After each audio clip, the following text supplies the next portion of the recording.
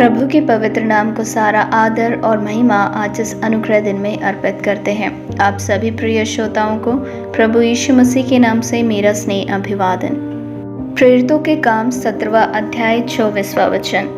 जिस परमेश्वर ने पृथ्वी और उसकी सब वस्तुओं को बनाया, वह स्वर्ग और पृथ्वी का स्वामी होकर हाथ के बनाए हुए मंदिरों में नहीं रहता। पढ़े गए अनुग्रहित वचन से सच्चे परमेश्वर की विशेषताएं विषय लेते हुए आज के मनन के लिए प्रभु की शरण में आए। पढ़े गए 24वें वचन से 31वें वचन तक अनेकों विशेषताएं इन वचनों में बताई गई है। प्रेरित यहाँ विवरण करता है और ये विशेषताएं क्या हैं, आज इन वचनों के द्वारा हम समझने पाए। सच्चे परमेश्वर की पहली विशेषता 24वें वचन के अनुसार परमेश्वर ने पूरी पृथ्वी और उसकी सब वस्तुओं को बनाया। वो स्वर्ग और पृथ्वी का परमेश्वर है। 25वां वचन कहता है, सबको जीवन और श्वास और सब कुछ देता है। वो सब कुछ देता है। इसका क्या कारण है? प्रियो, परमेश्वर को कोई कमी नहीं है। वो ना किसी वस्तु की आवश्यकता के कारण मनुष्य के हाथों की सेवा लेता है। 26वां वचन कहता है, उसने एक ही मूल से मनुष्य की सब जातियां सारी पृथ्वी पर रहने वालों के लिए बनाई है। सब कुछ उसी ने बनाया है और निवास की सीमाएं भी और ठहराए हुए समय भी उसने तय किया हुआ है। इसलिए प्रियो, हमें कहाँ रहना है, कब तक रहना है, कैसे रहना है, इसका भी परमेश्वर ने समय तय किया हुआ है। 27वां वचन कहता है कि परमेश्वर हमसे दूर नहीं है। 28वां वचन कहता है, उसी में जीवित रहते और चलते फिरते और स्थिर रहते हैं।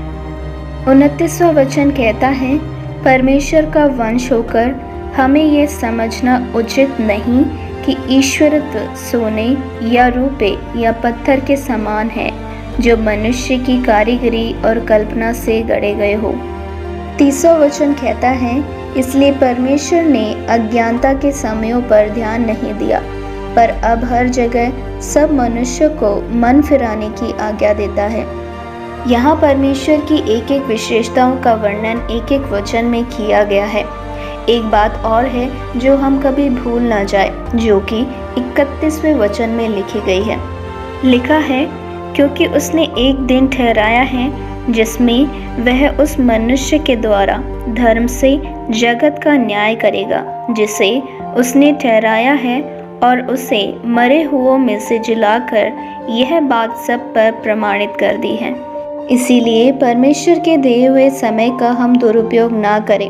बिना किसी सीमा के वो हमसे प्रेम करते हैं, इसलिए उसको हम व्यर्थ ना करें, क्योंकि हमारी आयु, हमारे रहने का समय सब कुछ निश्चित किया गया है और परमेश्वर ने उसी के अनुसार एक दिन जगत का न्याय करने के लिए भी ठहराया हुआ है।